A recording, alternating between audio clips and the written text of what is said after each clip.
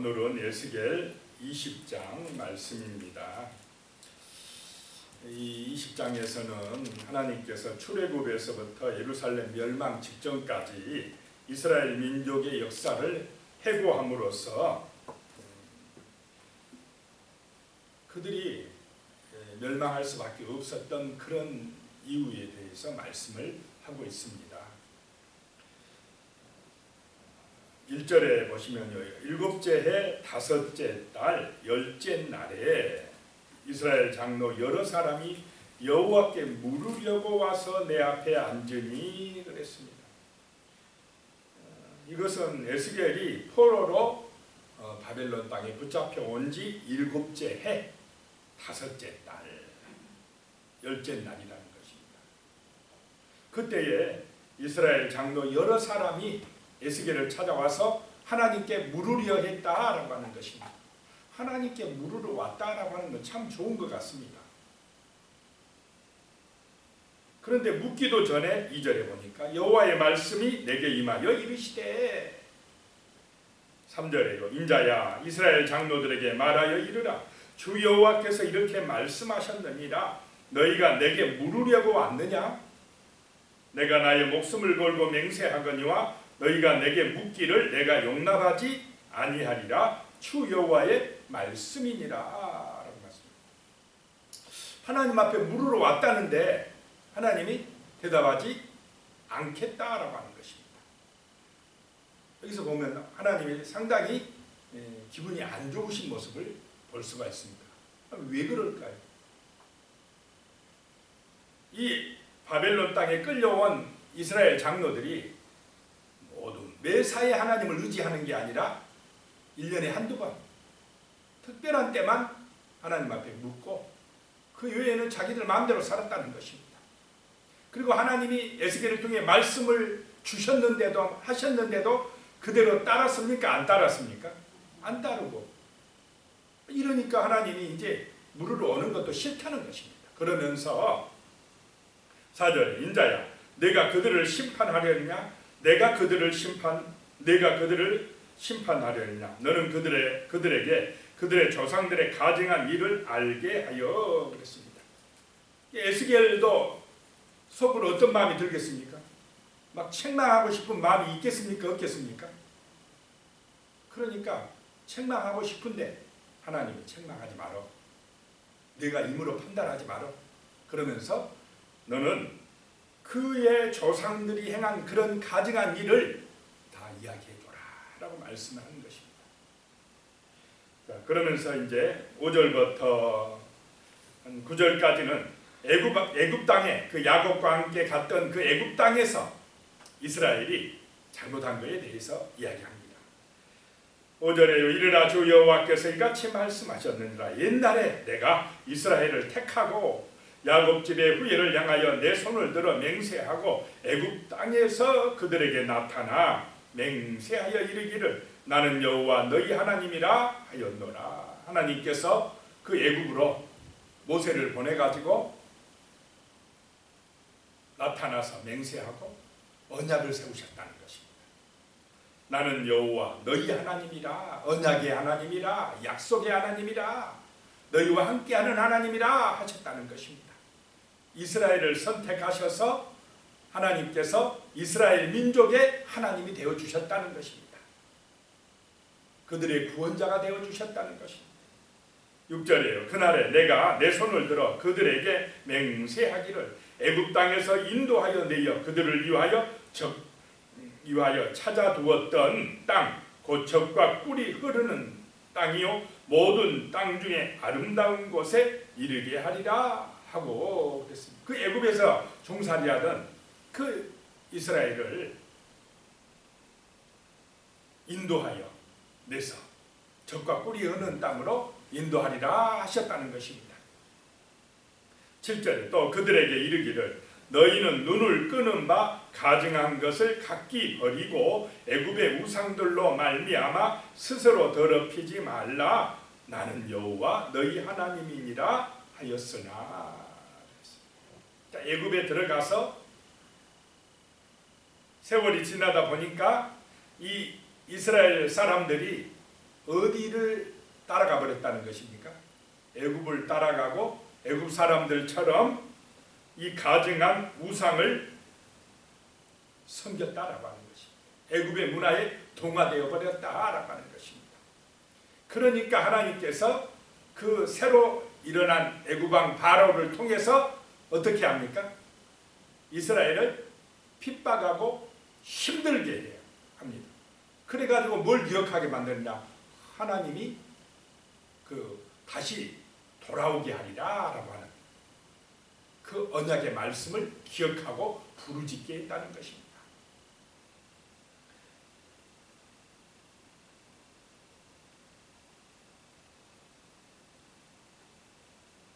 8절에요. 그들이 내게 반역하여 내 말을 즐겨 듣지 아니하고 그들의 눈을 끄는 바 가증한 것을 각기 버리지 아니하며 애굽의 우상들을 떠나지 아니하므로 내가 말하기를 내가 애굽 땅에서 그들에게 나의 분노를 쏟으며 그들에게 진노를 이루리라 하였노라.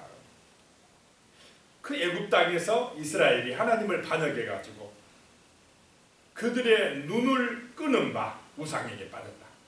자, 자기들 눈으로 보기 좋은 우상에 빠졌다. 오늘 이 시대도 우리가 이런 점을 조심해야 될 줄로 믿습니다. 내 눈에 좋은 것을 따라가서 하나님을 잊어버리면, 이 약속의 말씀을 잊어버리면 안 된다라고 하는 것입니다. 그래서 하나님께서 진노하셨는데 9절에 보니까요. 그러나 내가 그들이 거주하는 이방인의 눈앞에서 그들에게 나타나 그들을 애굽 땅에서 인도하여 내었나니 이는 내 이름을 위함이라 내 이름을 그 이방인의 눈앞에서 더럽히지 아니하려고 행하였음이니라 라고 말씀합니다. 하나님께서 분노하셔가지고 이 이스라엘도 징계해가지고 멸하시려고도 했는데, 그렇게 하면 하나님은 이스라엘의 하나님이란 이런 언약을 주셨는데 이방 사람들이 볼 때 뭐 하나님 별것도 아니네, 자기가 뭐 하나님 백성이라고 선택한 것들 이스라엘도 다 없애버리네 하면 누가 욕먹는다는 것입니까? 하나님의 이름이 욕먹을 것 같아서 내 이름이 이방인 앞에 더럽혀지지 아니하게 하려고 너희를 인도해냈다라고 말씀합니다. 그 다음에 10절부터 이제 26절까지는 광야에서 애굽에서 인도함을 받아서 나온 이스라엘 백성들이 그 40년 광야 생활에서 또 그들이 잘못한 것에 대해서 이야기를 하고 있습니다. 10절에요. 그러므로 내가 그들에게 애굽 땅에서 나와서 광야에 이르게 하고 11절에요. 사람이 준행하면 그로 말미암아 삶을 얻을 내 율례를 주며 내 규례를 알게 하였고, 시내산에서 모세를 통하여 뭘 주셨습니까? 십계명을 주고 언약을 주셔가지고 그 말씀에 순종하면 삶이 풍성해지고 복을 받아 누릴 그런 말씀을 주셨다는 것입니다. 언약을 주셨다는 것입니다. 12절에요. 또 내가 그들을 거룩하게 하는 여호와인 줄 알게 하려고 내 안식일을 주어 그들과 나 사이에 표징을 삼았노라 라고 말씀합니다. 안식일을 주어가지고 이스라엘과 함께 하시는 하나님, 거룩하게 하시는 하나님을 알게 하려고 안식일을 주어 지키게 했다라고 하는 것입니다. 그 안식일을 지키는 것이 하나님과 이스라엘의 표징이 되었다라고 하는 것입니다. 13절에요.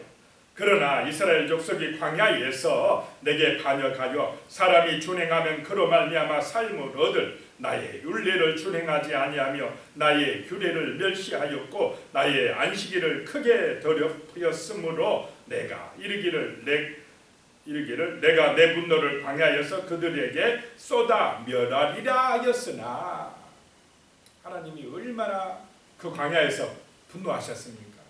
그래가지고 이스라엘 그 민족을 다 멸하겠다니까 모세가 어떻게 합니까? 간절하게 또 기도하지 않습니다. 차라리 나를 죽여달라고. 여기서 하나님이 이스라엘 민족을 다 멸하시면 어떻게 됩니까? 하나님이 약속도 안 지키는 그런 분으로 저 세상 사람들에게 비춰지지 않겠습니까? 막 기도했습니다. 14절에 보니까 내가 내 이름을 위하여 달리 행하였나니 내가 그들을 인도하여 내는 것을 본 나라들 앞에서 내 이름을 더럽히지 아니하려 하였음이로다.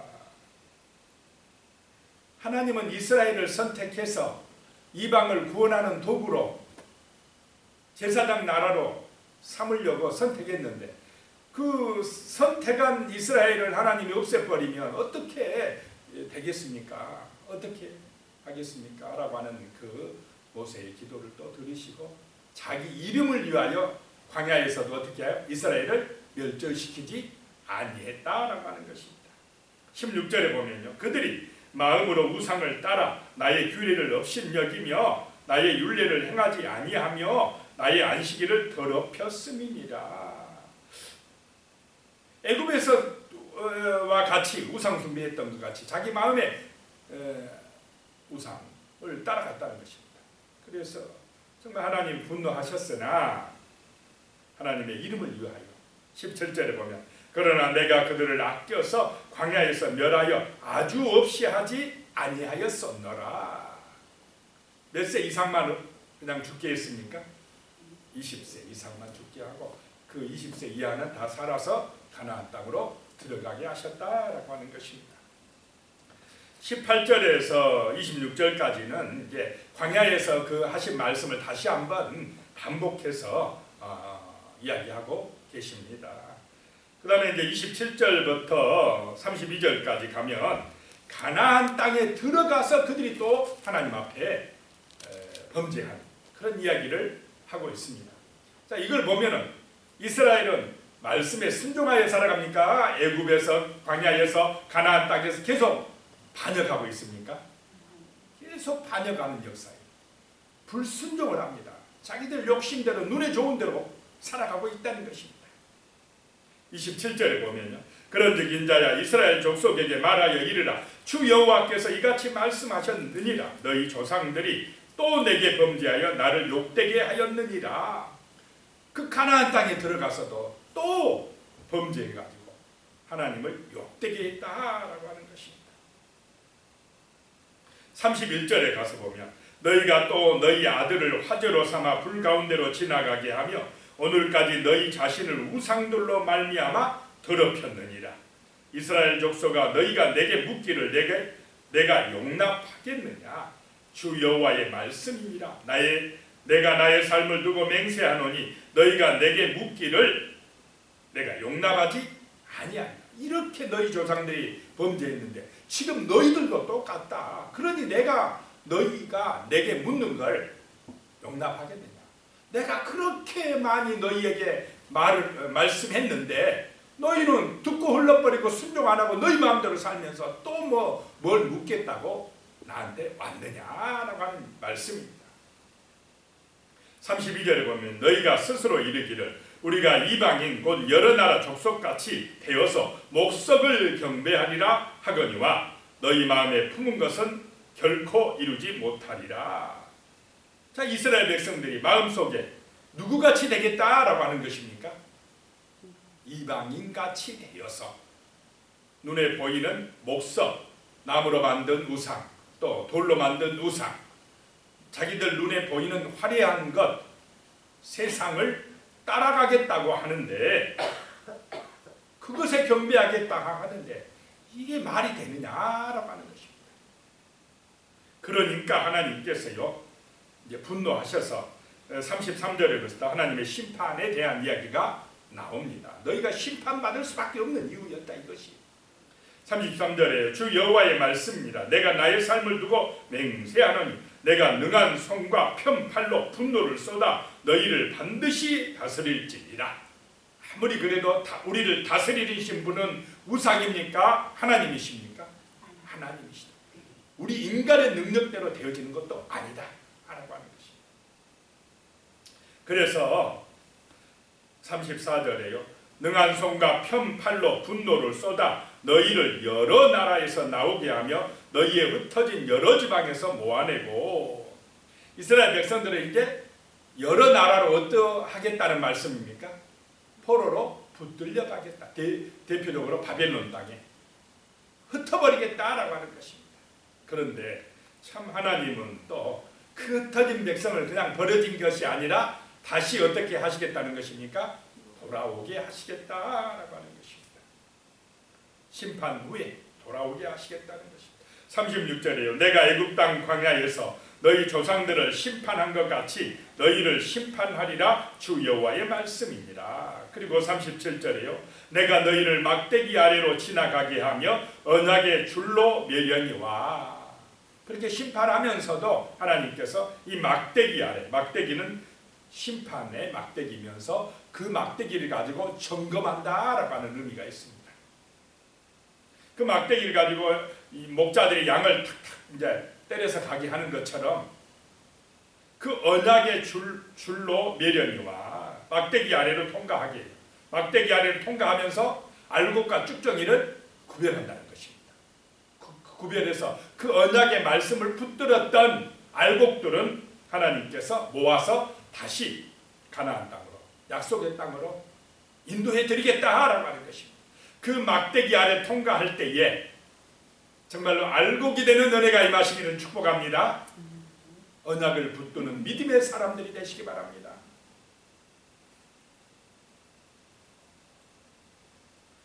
38절에 너희 가운데에서 반역하는 자와 내게 범죄하는 자를 모두 제하여 버릴지라. 그들을 머물러 살던 땅에서는 나오게 하여도 이스라엘 땅에는 들어가지 못하게 하리니 너희가 나는 여호와인 줄 알리라. 반역하고 거역하는 사람들은 약속의 땅에 못 들어간다는 것입니다. 자, 우리는 하나님의 말씀에 순종하고 정말로 이 언약을 기억하는 백성이 되어서 하나님이 약속하신 새 하늘과 새 땅에 들어가는 은혜를 받으시기 바랍니다. 심판을 통과해야 된다는 것입니다. 39절에 보니까요. 주 여호와께서 이같이 말씀하셨느니라. 이스라엘 족속아 너희가 내 말을 듣지 아니하려거든 가서 각각 그 우상을 섬기라. 그렇게 하려거든 이후에 다시는 너희 예물과 너희 우상들로 내 거룩한 이름을 더럽히지 말지니라. 그렇게 우상이 좋으면 가서 뭐 하라고요? 그 우상을 섬겨. 나한테 오지 말어 이 말입니다.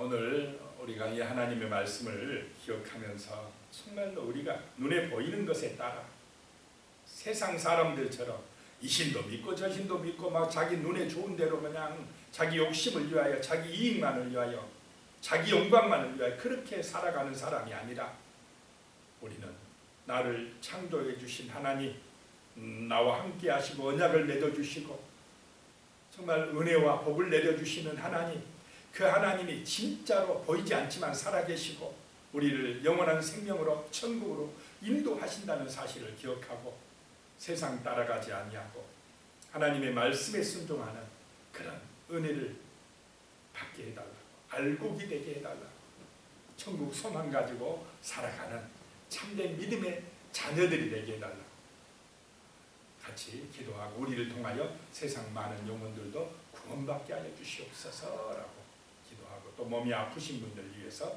같이 기도드리겠습니다. 살아계신 하나님 아버지, 오늘 이 새벽에도 우리가 하나님의 성전에 나와서 말씀으로 은혜 받고 주 예수님의 이름에 의지하여 간절히 기도드리옵나이다. 하나님, 우리가 어리석게도 세상을 따라가는 이방인들을 따라가는 우상 숭배하는 내 눈에 좋은 대로 아버지 하나님의 말씀을 버리고 세상의 길로 가는 그런 어리석은 자들이 되지 아니하게 하여 주시옵소서. 하나님 아버지, 세상의 길은 멸망의 길입니다. 우상의 길입니다. 탐욕의 길입니다. 교만의 길입니다. 반역의 길입니다. 우리가 아버지 하나님 그런 세상의 길, 아버지의 죄악의 길로 가지 말게 하여 주시고 오늘 이 새벽에도 묵상한 하나님의 말씀, 언약의 말씀, 진리의 말씀을 따라서 정말로 생명을 얻고 아버지 우리의 삶이 풍성해지는 하나님의 말씀을 따라가는 믿음의 길로 살아갈 수 있도록 도와주시옵소서. 하나님께서 주신 이 언약의 말씀, 정말로 말씀으로 우리에게 임하시는 그 좋은 생명의 말씀을 붙들고 기도하게 하여 주시고 이 말씀이 우리의 삶에 빛이 되게 하여 주시며 삶의 능력이 되게 하시며 삶의 복이 되게 하여 주시옵소서. 그러므로 참으로 이 말씀을 통하여서 우리가 하나님을 알게 하여 주시고 하나님이 우리의 아버지라는 사실이 진실로 믿어지며 능력의 하나님을 체험하며 살아갈 수 있는 그런 우리의 삶의 현장이 될 수 있도록 축복하여 주시옵소서. 우리가 정말로 믿음으로 승리함으로 말씀에 순종함으로 우리의 삶 속에서 그리스도의 빛을 발함으로 하나님 이 생명의 말씀, 이 복음을 전하여서 죽어가는 저 세상 사람들을 영원한 생명 가운데로 아버지의 품으로 인도하는 예수 그리스도의 증인으로 살아낼 수 있도록 축복하여 주시옵소서.